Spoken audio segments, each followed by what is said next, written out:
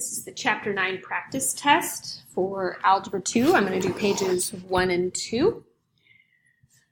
So on number 1, the directions say, find the distance between the 2 points P and Q. Use the formula and show your work. Round your answer to the nearest hundredth. So here's the distance formula. And I labeled the points x1, y1 and x2, y2, plugged them into the correct spot, performed some simplifying, and used my calculator to round to the nearest hundredth, and I got 14.76. Number 2, you're going to use the same 2 points, P and Q, and this time you're going to use the midpoint formula, which is x1 plus x2 divided by 2. Add the y's together and divide by 2. So plug in your x's, I got 1/2. Plug in your y's, I got -1/2. Okay. For question number 3, you're going to use the same 2 points, but this time you're going to use the Pythagorean theorem, and you're going to create a right triangle. So if you put points P and Q on the graph, make that the hypotenuse of a right triangle, count the sides. This should be 13 units, this should be 7 units. So you're going to plug that into the Pythagorean theorem. And you're going to plug those 2 sides in for the Pythagorean theorem. So you'll have c squared equals 7 squared plus 13 squared. Square them, you should get 218. Round it to the nearest hundredth, you should get 14.76, which is the same answer that you got for part 1. You're basically showing 2 ways to do the same problem. All right, flip it over to page 2, top of page 2. Number 4, you're going to solve the system of equations.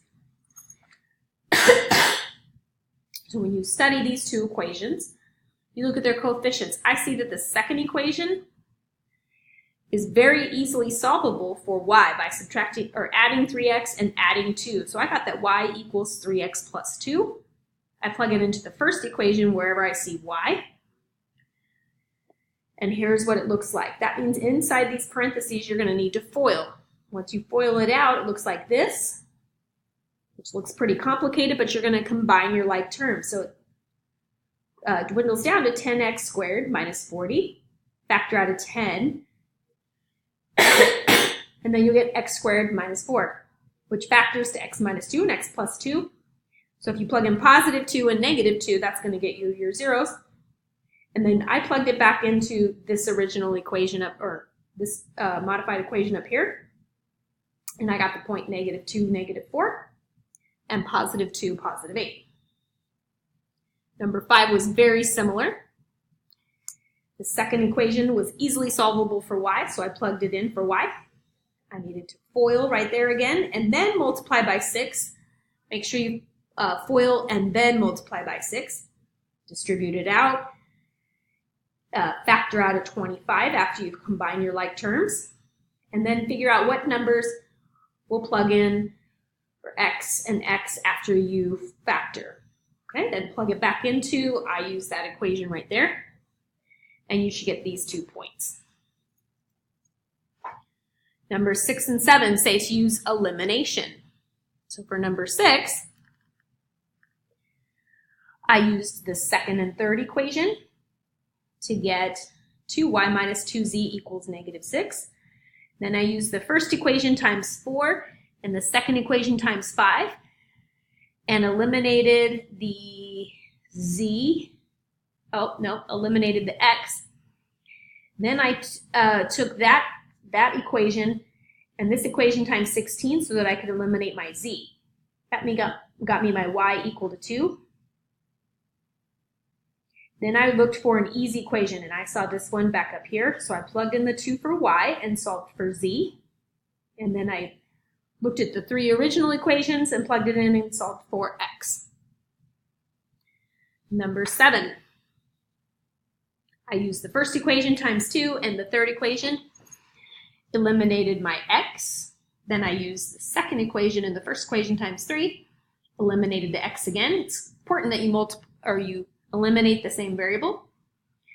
And then you look to see if you have any opposites, and you don't. So you need to multiply this one by 18 and this one by 7. Then you can get opposite z's and solve for y.